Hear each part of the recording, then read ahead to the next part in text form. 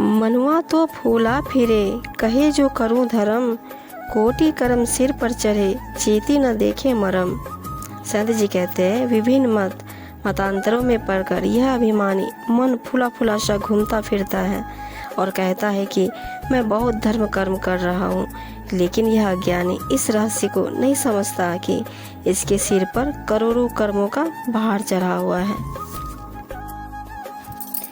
मन के हारे हार है, मन के जीते जीत, कहे कबीर गुरु पाई ये मन ही के प्रतीत। कहते हैं जहाँ पर मन उदास होकर अपनी हार स्वीकार कर लेता है वहाँ उसकी हार ही होती है, और जहाँ पर मन साहस और उत्साह से भरकर जीत की ओर अग्रसर होता है वहाँ जीत ही प्राप्त होती है। कबीर जी कहते हैं कि यदि मन में सच्ची श्रद्धा और सुदृढ़ विश्वास हो तो निश्चित ही समर्थ सद्गुरु का दर्शन मिलन होता है। मनुआ तो पंछी भया, उड़ के चला आकाश, ऊपर ही ते गिर पड़ा मन माया के पास। कबीर साहब जी कहते हैं मन पक्षी के रूप में कामना रूपी गगन में ऊंची उड़ान भरकर चल पड़ता है, लेकिन जैसे ही इसे माया का सुहावना दृश्य नीचे की ओर दिखता है यह ऊपर से ही उसके पास गिर पड़ता है। मन का माया मोह से आकर्षण ऐसा ही होता है। मन गौड़क मन गोविंद, मन ही औघर सोय, जो मन राखे जतन करी आपे करता होय। संत जी कहते हैं जीवन में यह मन इतना महत्वपूर्ण तथा प्रभावशाली है कि मन के कठोर तप से ही लोग गोरखनाथ जैसे योगी बन जाते हैं। मन के पराक्रम से ही लोग भगवान तक कहलाते हैं और इस मन की दशा से ही औघड़ बन जाते हैं। जो अपने मन को वशीभूत करके स्वाध्याय साधना के यत्न में करता है वह स्वयं ही अपना कर्ता यानी कि स्वामी होता है।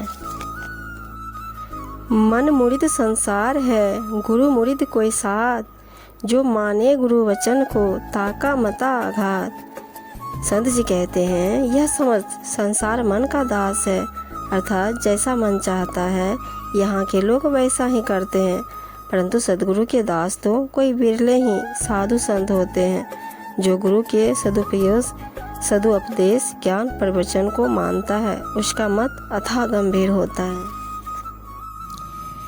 कबीर बैरी शबल है, एक जीव रिपु पांच, अपने अपने स्वाद को बहुत नचावे नाच।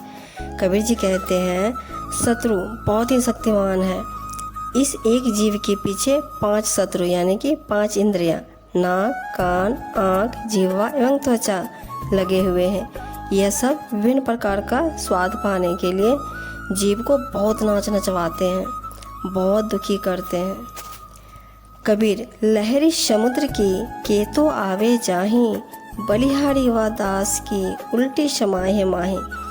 कबीर साहब जी कहते हैं समुद्र की असंख्य चंचल लहरों के समान मनोवृत्तियाँ होती है जो लहरों की भांति आती जाती रहती है, जिन्हें रोकना व पकड़ना बहुत ही कठिन है। लेकिन सद्गुरु का प्यारा दास भक्त धन्य है जो इन्हें उलटकर निज स्वरूप में लीन कर देता है। मन ही को प्रमोद ये, मन ही को उपदेश, जो यह मन को बसी करे शीश होए सब देश।